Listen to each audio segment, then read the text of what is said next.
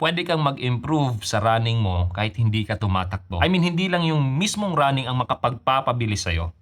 Kasi minsan, masyado tayong yung focus lang natin is yung running lang mismo. Araw-araw, gusto natin tumakbo para bumilis tayo. Yun yung parang mindset natin, lalong-lalo na pag competitive ka na tao, tapos nakita mo yung kasabayan mo sa pagsisimula ng running, bumilis na, ikaw hindi.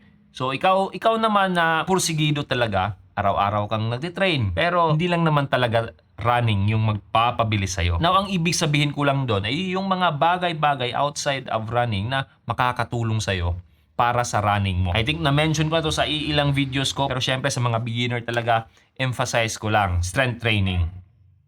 Pagpapalakas ng lower body mo specifically, makakatulong yan para hindi ka prone to injury.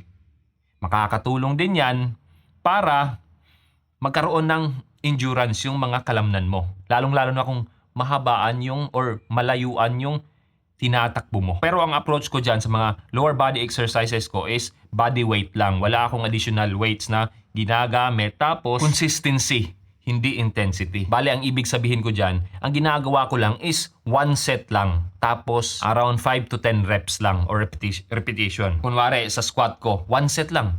10 squats. Yung ibang exercises, ganun din. So, yun yung concept na nakuha ko sa libro ni James Clear na Atomic Habits. Maliliit lang siya, pero ginagawa ko siya araw-araw. 1% better every day. Kahit na hindi siya masyadong intense relative sa ibang mga gumagawa ng lower body exercises dyan. Pero ginagawa ko naman siya every day. I'm trusting the process na magkakaroon pa rin ako ng improvement kahit ganun lang yung approach ko. Ito, napaka self-explanatory lang. Yung pangalawa, kulang sa tulog. Kailangan mo ng tulog. Outside of running, kailangan mo ng recovery. Isa dyan yung pagtulog mo. Kumbaga, kailangan mo talaga dito ng disiplina sa sarili. And part of it is disiplina din sa pagkain. So, kailangan mong kumain ng marami. Ako personally, sa style of eating ko, maramihan talaga akong kumain. Pero isang beses lang sa isang araw.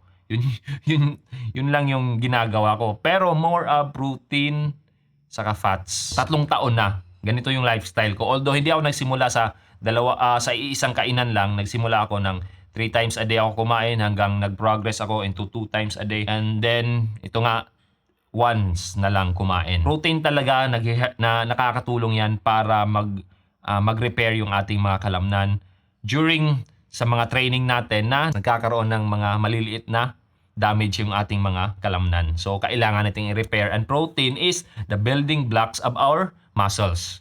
So, yun, kailangan natin ng protein. Kaya ako, kung bibigyan nyo ako ng 1 kilong lechon, well, kakainin ko yan, uubusin ko yan. Fat adapted kasi ako, I am metabolically flexible, kaya nga sa mga takbo ko, na minsan sinasabi ko sa mga videos ko na hindi talaga ako nagugutom. Ang baon ko lang is itong asin saka tubig. Hindi ako kumakain kahit patakbuhin mo ako ng 20 kilometers. Wala akong, or yung mga race event, hindi ako nagbabaon ng mga gels. Walang ganon. Wala.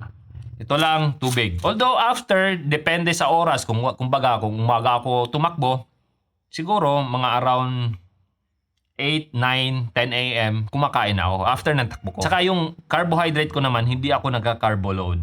Although kumakain ako ng carbs, pero ang source ko ng carbohydrates is yung galing sa mga gulay. So wala ako ng sugar or hindi ako naglalagay ng mga asukal or sugar sa aking mga pagkain. So walang ganon. Wala din akong processed food. So usually, isda, itlog, baboy or karne yung kinakain ko, tapos gulay. Now, hindi ko sinasabing gayahin nyo yung way of eating ko, pero as much as possible, lalong-lalo na kung consistent ka sa training mo, kailangan mo talagang magkaroon or mag-focus sa magandang mga pagkain.